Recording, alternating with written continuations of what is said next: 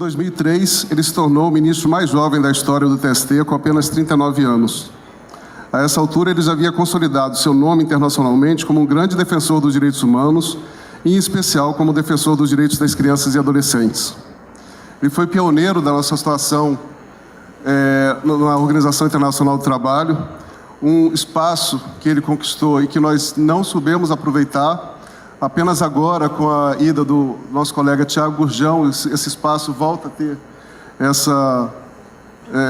esse pioneirismo retomado, e ele tem uma carreira admirável, que sempre serviu de inspiração e referência para todos nós.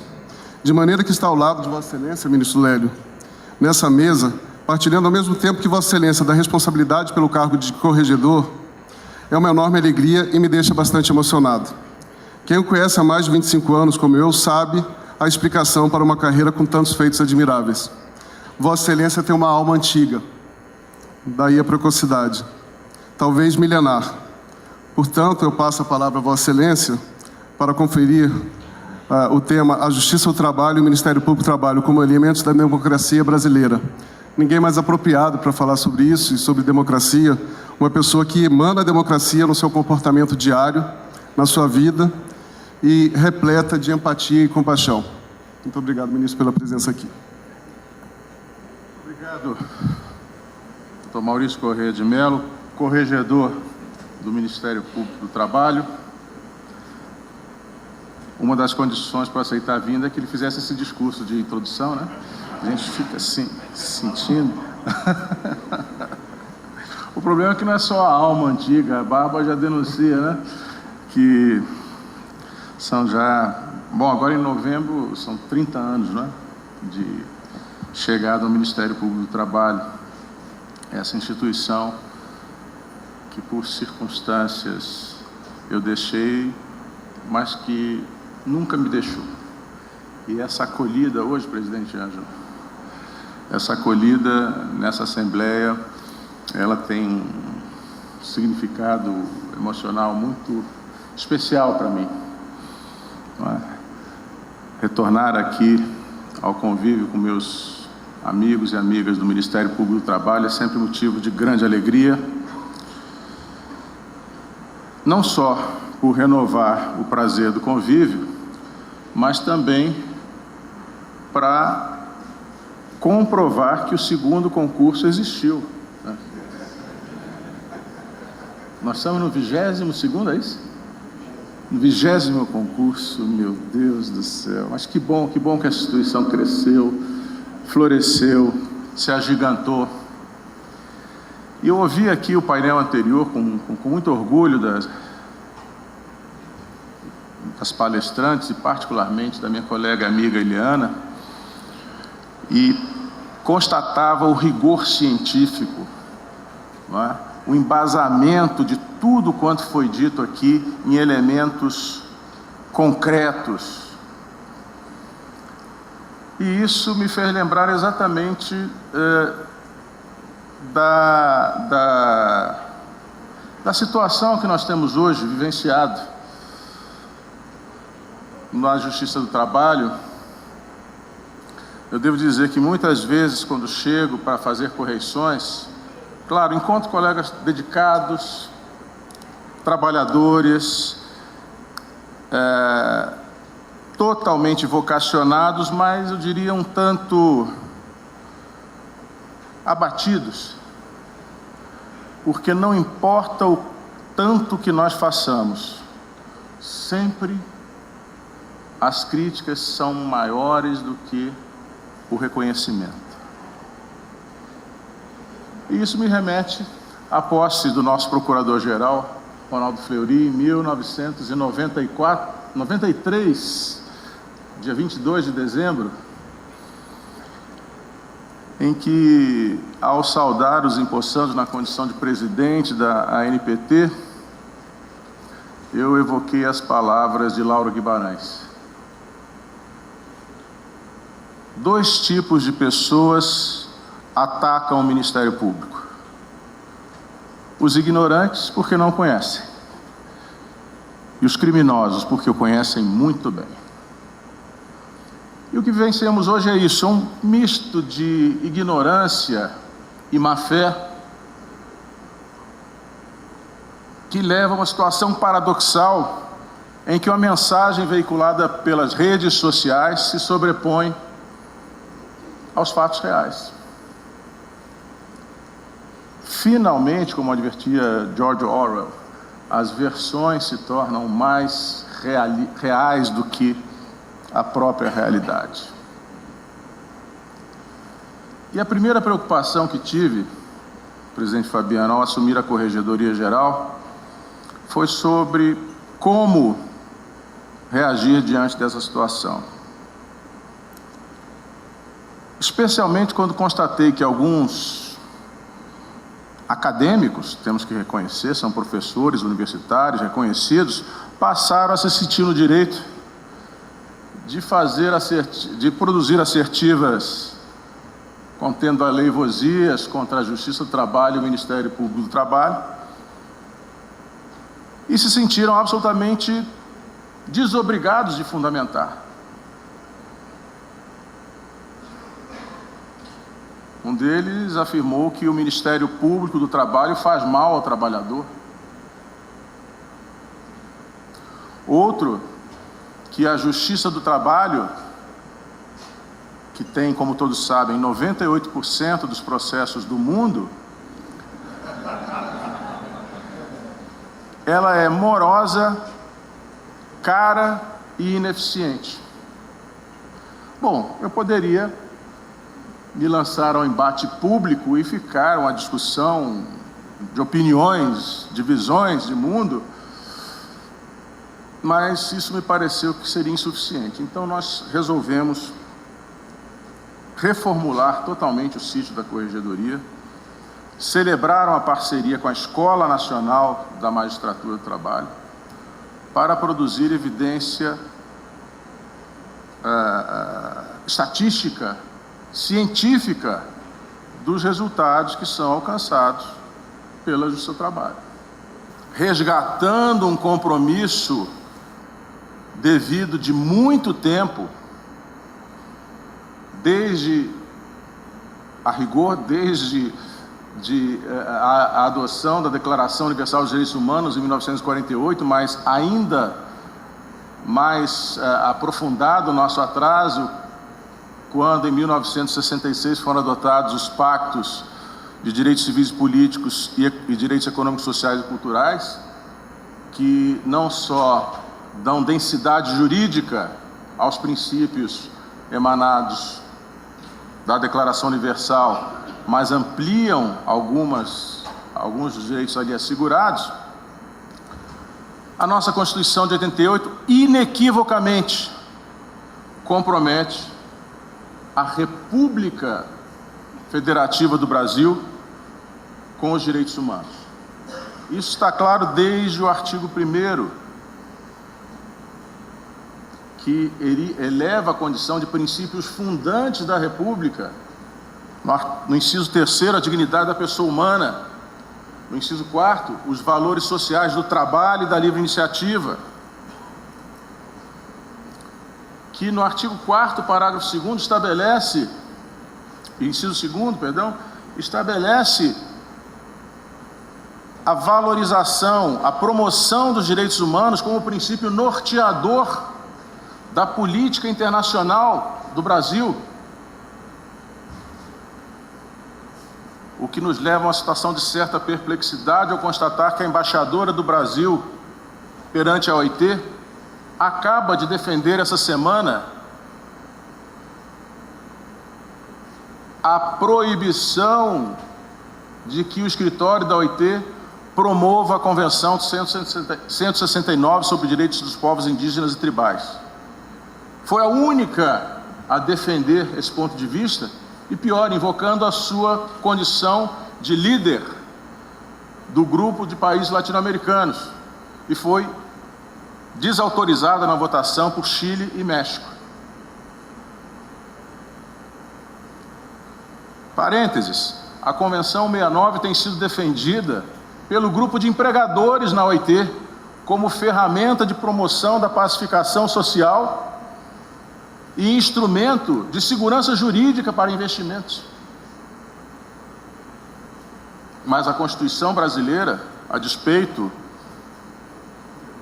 dos desvios de quem assumiu o compromisso de fazê-la valer, a Constituição brasileira definitivamente nos identifica, nos compromete com os direitos humanos no cenário interno e internacional, e basta ler os artigos 5º ao 8º da Constituição da República para identificar ali a tradução, por assim dizer, das obrigações contidas nos 2 pactos de 1966 a que me referi. O artigo 3º da Constituição estabelece, entre os objetivos fundamentais da República Federativa do Brasil, a construção de uma sociedade livre, justa e solidária, a garantia do desenvolvimento nacional, a erradicação da pobreza e a redução das desigualdades sociais e regionais, e a promoção do bem de todos, sem preconceitos de origem, raça, cor, idade ou quaisquer outras formas de discriminação. E esse artigo 3º é muito interessante para o debate acerca da inserção da principiologia constitucional no contexto internacional, porque ao visitarmos a agenda da ONU para a promoção dos objetivos do desenvolvimento sustentável, vamos encontrar exatamente esses mesmos valores referendados e repetidos, demandando ação concreta e resultados mensuráveis no seu atingimento. A ONU afirma a determinação em acabar com a pobreza e a fome, artigo 3º, inciso 1º, em todas as suas formas e dimensões, e garantir que todos os seres humanos possam realizar o seu potencial em dignidade e igualdade, artigo 1º, em um ambiente saudável. E aí chegamos ao objetivo do desenvolvimento sustentável número 8, que é a nossa praia: promover o crescimento econômico sustentado, inclusivo e sustentável, emprego pleno e produtivo e trabalho decente para todos. E o que é trabalho decente? É aquele que permite a existência digna, em que há respeito aos direitos assegurados pela legislação interna e internacional, com proteção social,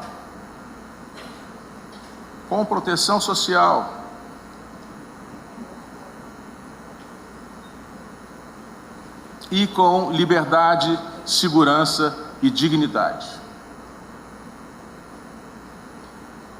Ou seja, o trabalho decente é pré-requisito para o alcance do objetivo último da Organização Internacional do Trabalho, como de resto das organizações internacionais, que é a promoção de uma cultura de paz. São 17 objetivos do desenvolvimento sustentável, e o 8º, ao tratar do trabalho decente, do desenvolvimento econômico sustentável, em suas subdivisões, nos conclama a ações práticas, eficazes e imediatas para, até 2030, alcançar o pleno emprego, o que seguramente deve acontecer já já, porque reformamos a vetusta CLT, que atrapalhava o pleno emprego. Curioso é que com a CLT nós estivemos muito mais próximos do pleno emprego do que estamos hoje. Então, com toda sinceridade, a essa altura pouco me importa o que pensa o gestor público ou o empresário que reúne os seus trabalhadores para atacar a atuação do Ministério Público do Trabalho. Pouco me importa que eles andem com bonés dizendo mais trabalho e menos Ministério Público. A nossa missão e nosso compromisso é com a sociedade brasileira, é com o povo brasileiro, e nós somos agentes de transformação comprometidos com a comunidade internacional, com aquilo que foi consensuado pela comunidade internacional como pressupostos de um marco civilizatório que se quer alcançar em 2030.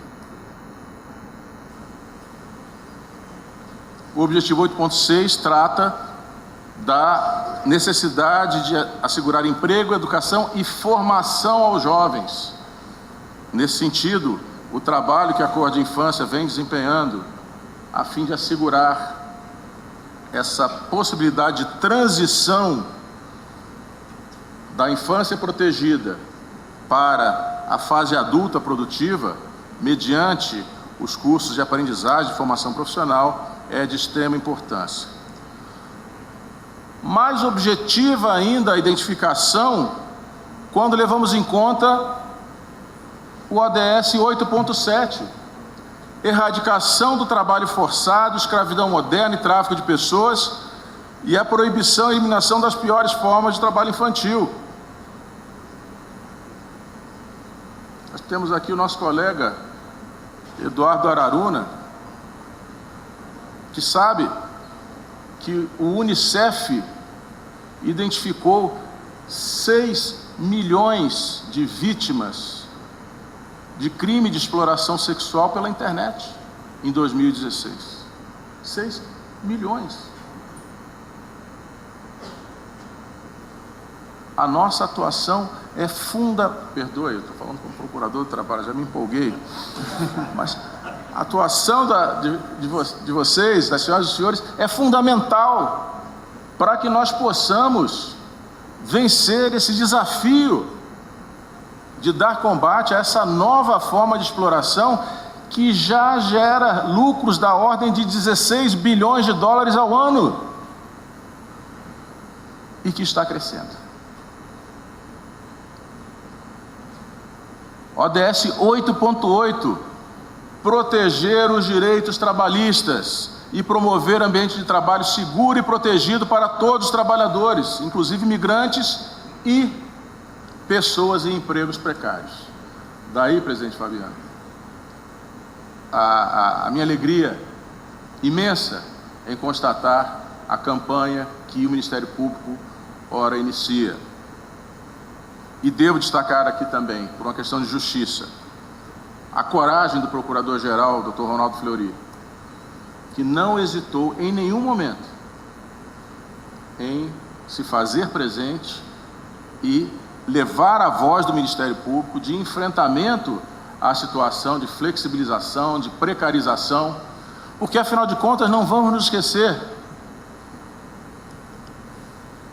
há uma certa preocupação nos semblantes com possibilidade de extinção de algumas instituições. Será que o Ministério Público do Trabalho continua ou não continua? Será que o seu trabalho continua ou não continua? Desculpem, o objetivo é acabar com o direito do trabalho. E aí, nem Ministério Público, nem Poder Judiciário do Trabalho vão se justificar. E nós temos que fazer essa defesa. Repito, nós somos importantes demais para o marco civilizatório que se alcançou na sociedade brasileira, ainda que ela não saiba. Nós precisamos alertá-los. De sorte que, sob a ótica institucional, não há dúvida, a nossa missão é mais do que atual, é mais do que necessária, é reconhecida pela comunidade internacional. Por que desânimo? Poderiam dizer, porque os resultados não estão sendo alcançados. Em 2018, o Ministério Público do Trabalho, desculpem, vocês sabem muito melhor do que eu, recebeu 96.550 denúncias, quase 100 mil denúncias. instaurou 11.150 procedimentos preparatórios e quase 28 mil inquéritos civis. São servidores, são agentes do Estado privilegiados que só se preocupam com a sua situação pessoal. 28 mil inquéritos civis instaurados no Brasil em 2018. E por esse dado, com toda a sinceridade, já se pode sentir por que tanta reação. Nós temos a ousadia de pôr as classes média e alta desse país no banco dos réus. Nós chamamos a empregadora doméstica a dar satisfação à Dona Maria, que foi demitida porque não queria dormir no emprego.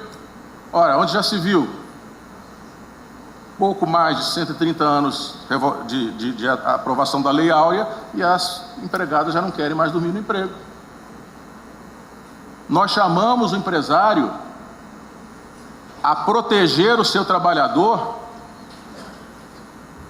exigindo que deixe de tratá-lo como coisa, como peça que quebra e é substituída.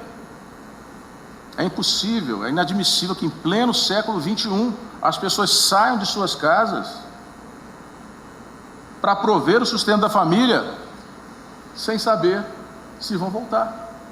Eu ingressei no Ministério Público no tempo em que a função exclusiva do procurador era exarar parecer nos processos. E vejam que agora essa é uma fração ínfima do trabalho que um membro do Ministério Público desenvolve. –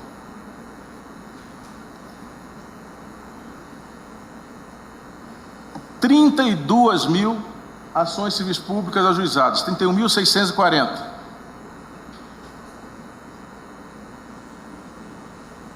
Desnecessário ressaltar que a ação civil pública é uma conquista civilizatória, ela é um instrumento de distribuição de justiça maciça. Ela permite ao Poder Judiciário retificar situações com efeito imediato, sem precisar repetir esforços no exame de uma miríade de ações individuais, com risco, inclusive, de inconsistência nos pronunciamentos jurisdicionais, levando a todo um iter de recursal e de uniformização para se chegar a um resultado.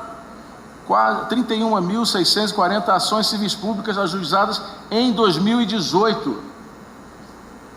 Ou seja, uma instituição que, seja pelo exame sob a ótica institucional, constitucional e do direito internacional, seja sob o exame dos resultados alcançados, é indispensável para a democracia das relações de trabalho no Brasil. E eu repito, quem diz o contrário ou é ignorante ou está falando de má fé. E a Justiça do Trabalho? Em 2018 foram pagos 30 bilhões de reais aos reclamantes. Um colega me advertiu, cuidado com esse dado, porque vão dizer que o seu trabalho extorque o empregador. Desses 30 bilhões, 14 bilhões foram pagos por acordo. 3 bilhões foram pagos espontaneamente nos procedimentos de homologação de transação judicial. Ou seja, 17 bilhões, quase 60% dos 30 bilhões pagos o foram a partir da mediação do conflito social.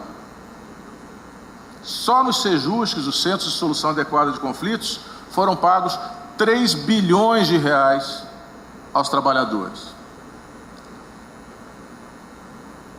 Valores recolhidos à Previdência, 2,8 bilhões, quase 3 bilhões. E aí nós vemos um discurso pomposo, medida provisória para incrementar a arrecadação, combater a sonegação. Nós fazemos isso desde a década de 40. Só que ninguém sabe. Valores recolhidos à Receita Federal, 420 milhões. Custas e multa, 423 milhões. Então, dá R$1 bilhão, praticamente, 840 milhões, recolhidos aos cofres da União.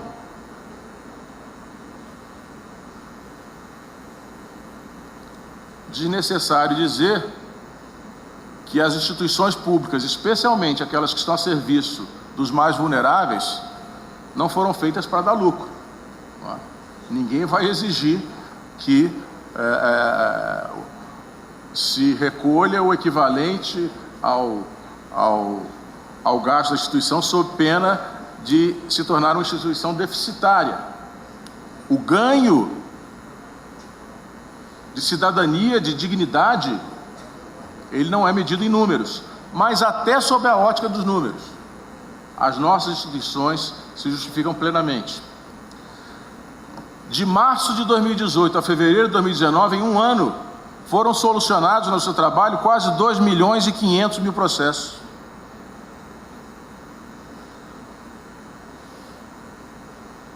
Evidenciando um fenômeno interessante, que com a reforma trabalhista houve uma redução significativa no número de novas ações ajuizadas. Nós tivemos aí um impacto médio de 34,5%. Algumas regiões até 40%. Só que essa redução da carga de novos processos não foi enfrentada pela magistratura, e esse é um dos papéis do corregedor, lembrar que não é hora de descanso, é hora de intensificar a labuta, mesmo com um déficit médio de 30% no quadro de servidores, que nós não podemos repor por força de uma emenda constitucional que quer, em última análise, matar o serviço público desse país por inanição. A emenda constitucional 95. Mas ainda assim, a partir de uma redução no número de novas ações de 34,5%, foi reduzido o acervo de processos sem sentença em 39,8%. Tínhamos 1.900.000, praticamente, ações sem sentença na data da reforma, e em fevereiro de 2019, esse número está em 1.129.116 ações, ou seja, uma queda de 750.000 processos sem sentença. Está havendo um efeito rebote nos tribunais. O TRT do Maranhão, onde foi mais grave a situação, aumentou a sua distribuição aos desembargadores em 100%. Mas o fato é que as ações estão sendo julgadas. E agora a exortação da Corregedoria é para que os prazos, os interstícios nas audiências sejam encurtados. Nós sabemos que 50%, 48% das ações trabalhistas ajuizadas têm algum tipo de pedido relacionado com verbas rescisórias. Um trabalhador que pede liberação do fundo de garantia e aviso prévio e recebe a notícia que a audiência em prosseguimento vai ser redesignada com 8 meses, ele não vai falar bem do seu trabalho. Eu sempre comento, e o doutor Maurício sabe disso, está no job description do corregedor ser chato, né? Ele escolhe a pessoa mais enjoada da instituição para assumir. E os resultados são importantes, mas nós precisamos ainda dar esse passo fundamental para alcançarmos a situação de excelência que tenho certeza vamos alcançar no seu trabalho. E aqui eu volto àquele exemplo do professor universitário que declarou que o seu trabalho era cara, improdutiva e ineficiente. O tempo médio de tramitação dos processos no primeiro grau, em todo o Brasil, é de 11 meses. na Justiça Federal é de 2 anos e meio.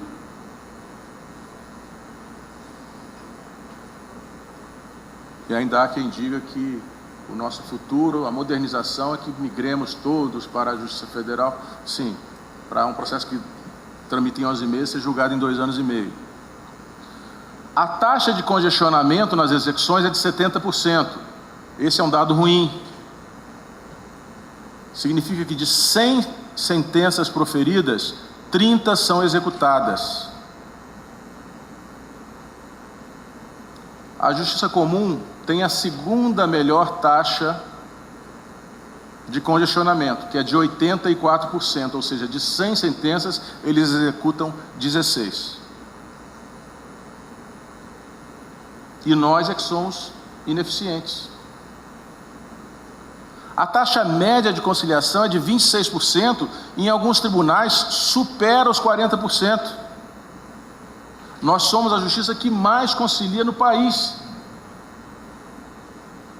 E o Ministério Público, como demonstrei, também concilia. Ou seja, todo esse aparato trabalha para pacificar as relações sociais. E nesse sentido, gostemos ou não, prestamos um grande serviço aos detentores dos meios de produção. No final do ano, quem quis viajar, embarcou, não é? Não teve greve de aeroviários. O acordo foi fechado na vice-presidência do TST às 19 horas do dia 19 de dezembro. A greve estava marcada para o dia 22. As pessoas estão comprando pela internet. Meu filho adora tudo, ele compra pela internet. E os Correios entregam, porque pela primeira vez em 10 anos não houve greve dos Correios na database. Ah, mas as condições econômicas, sim, mas eles iam fazer greve. E aí o Justiça do Trabalho estava lá para mediar o conflito.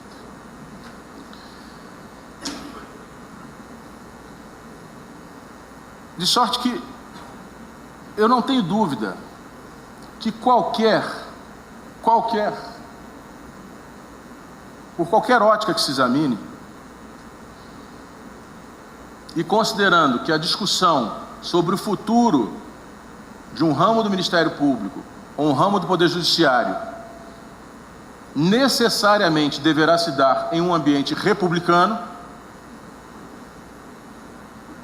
eu não tenho dúvidas de que, se os elementos fáticos, estatísticos, científicos forem levados a sério, a única conclusão possível é de que o Ministério Público do Trabalho e a Justiça do Trabalho devem ser fortalecidos e ampliados. Eu não vejo motivo para pessimismo. A professora que falava aqui ainda há pouco, na mesma linha do Vladimir Safatli, eu li pelo boletim da ANPT, alertam. Não é para rir, não é para achar graça dos absurdos que fazem, porque o caos é sim uma estratégia e um modo de governo. Olhem os Estados Unidos. Temos que levar a sério, mas não esmorecer em nenhuma hipótese. Em nenhuma hipótese. Até porque de nós depende a afirmação dos direitos fundamentais dessa parcela da população sem voz e sem vez. E se me permitem, muito rapidamente, eu sei que o tema já foi exaurido no painel anterior, mas só uns dados que a Corregedoria vem recolhendo em sua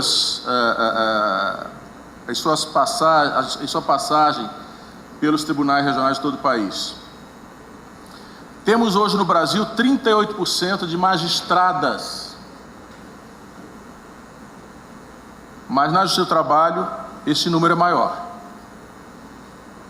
48,5% no primeiro grau. E como disse a professora, como o recrutamento é meritocrático, as provas não são identificadas, nós estamos caminhando rapidamente para a igualdade de gênero. já na primeira promoção para titularização, a coisa já complica. E é curioso, complica a partir de fenômenos aqui relatados pela Ileana, que se reproduzem na magistratura. Em um debate, eu sempre faço esse debate com os desembargadores e desembargadoras dos tribunais, e em um tribunal regional, o desembargador disse: não, mas as juízas não têm interesse em se titularizar. Tem que ir para o interior. E aí quem é que vai cuidar do marido e dos filhos? E a minha reação foi de perguntar ao desembargador por que ele falava isso com tanta naturalidade. Não é? Por que presumir e assumir que as responsabilidades familiares são dever exclusivo da mulher? Não é? Por que é que um homem não pode acompanhar a sua esposa a fim de que ela em uma transferência a fim de que ela dê o segundo passo na sua carreira, ou permanecer na capital cuidando dos filhos? Por que não? Está na hora de nós começarmos a aprender alguma coisa a mais do que sentar na televisão, sentar em frente à televisão e pedir uma cerveja, né? Isso já foi, isso não existe, isso acabou.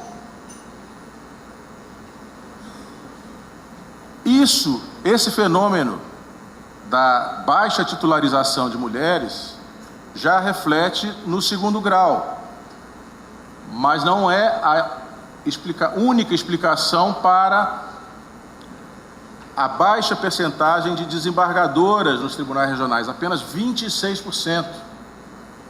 E essa é uma realidade de quase todos os tribunais do país. No caso do seu trabalho, exceção feita a 4ª região, Rio Grande do Sul, 5ª região, Bahia, e 15ª região, Campinas. E, não por coincidência, esses 3 tribunais têm a melhor distribuição de gênero na designação de mulheres para cargos de confiança. E claro, como a gente fala em público, tem que pagar um mico, né? A pior distribuição de gênero do país é no meu tribunal. 18,5% apenas de mulheres no Tribunal Superior do Trabalho.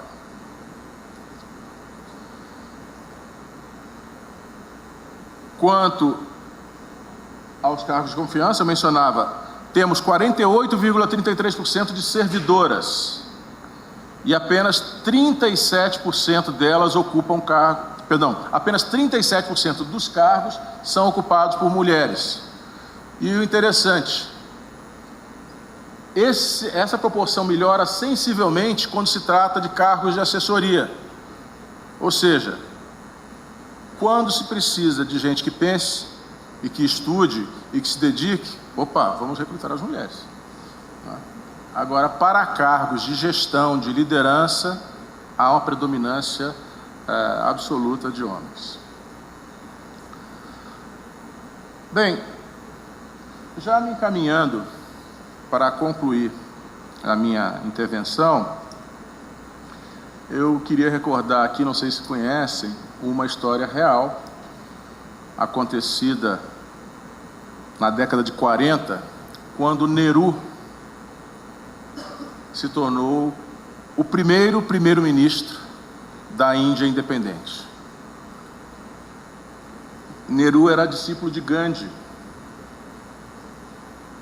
e ele procurou Gandhi pedindo uma orientação. Ele disse: mestre, como devo proceder para ser um governante sábio e justo? Mahatma Gandhi respondeu com um talismã. Ele disse: eu vou lhe dar um talismã. Todas as vezes que você estiver em dúvida ao adotar uma decisão, ou quando o seu ego lhe parecer demasiado inflado, você aplique o seguinte teste. E eu sei que vocês vão poder fazer isso, porque todos e todas já passaram por isso em algum momento. Lembrem-se do rosto da pessoa mais pobre, mais desvalida, mais desassistida que já viram em suas vidas. E se perguntam: essa minha decisão, como vai impactar na vida dessa pessoa? Vai ajudá-la a recuperar um pouco da sua dignidade? Vai ajudá-la a ser aceita como alguém que tem direitos e que precisa ser respeitada? Vai valorizá-la como cidadão e ser humano? E aí, disse Gandhi, você verá as suas dúvidas e o seu ego se dissiparem.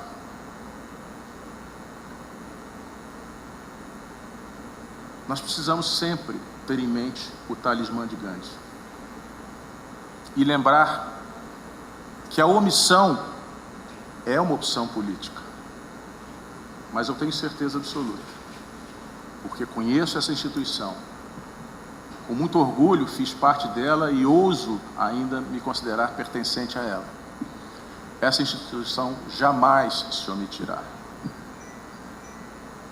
Desde aquele longínquo 13 de novembro de 1998, 89, 13 de novembro de 89,